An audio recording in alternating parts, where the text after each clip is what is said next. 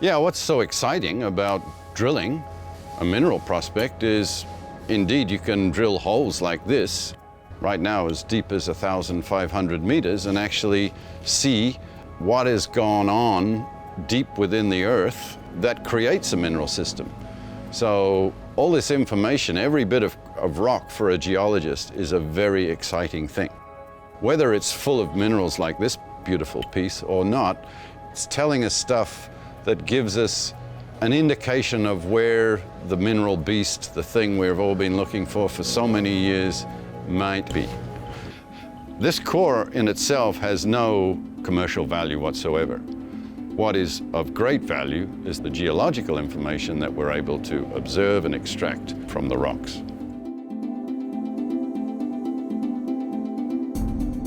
Exploration is initiated by teams going to the field and collecting samples. Firstly, stream sediment samples from the drainages in the area, then rock samples from any outcrops or interesting looking rocks they find. Often this is followed by soil sampling on a big grid system that will then give us a pattern of where minerals occur in the soil. Then it's mapped in detail. Geologists look at structures, look at alteration patterns, and this will put together a geological map for us. Based on this information that we have collected, we're then able to determine where we're going to drill holes. To make sure that the results we finally receive are absolutely correct and secure, we take what we call our QCAC, our quality controls over the core and the process, extremely seriously. Every step of the way, there is tight control of the custody of our core. From the minute it leaves the hole, it is placed in boxes and sealed. Once it reaches our geological facility, it's under tight supervision. We have a large geological jungle assessment facility where the core is all laid out. The geologists methodically go through and look at every piece of rock, measure every different vein and every different structure that they might see. They document all this. The different types of rocks that are occurring within a piece of core is all photographed in detail, and all that information is entered into our database. It's sealed and bound with metal bands, etc., locked down and shipped under supervision. Down here to our core preparation facility, where the sample preparation is done, the core is cut in half. We save half for reference, and the other half is processed for analytical investigation.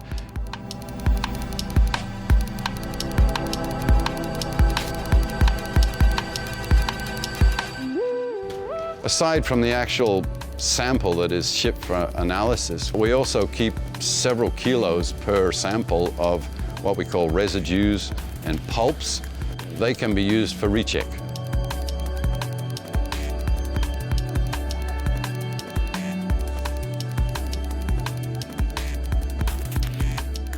So we use 3 labs, 1 primary lab and 2 check labs to ensure that our samples are always spot on. In addition, we always place within our sample batches several standards, so known controlled numbers and blanks, things that have nothing.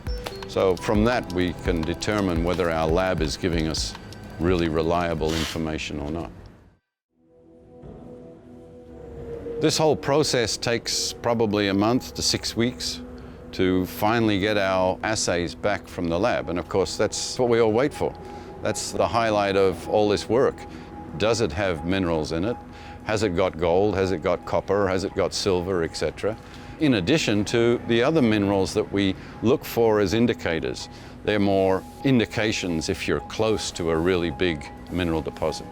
Out of the program to date, what's so exciting is that we're starting to get a real understanding of our porphyry systems. We're getting an understanding of dating, how old the rocks are, the relationships between different types of rocks.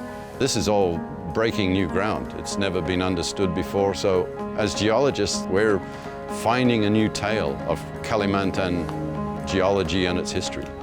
And that's the exciting part of unraveling the geological puzzle. It's a crossword puzzle which takes a lot of time, effort, and excitement as you find it.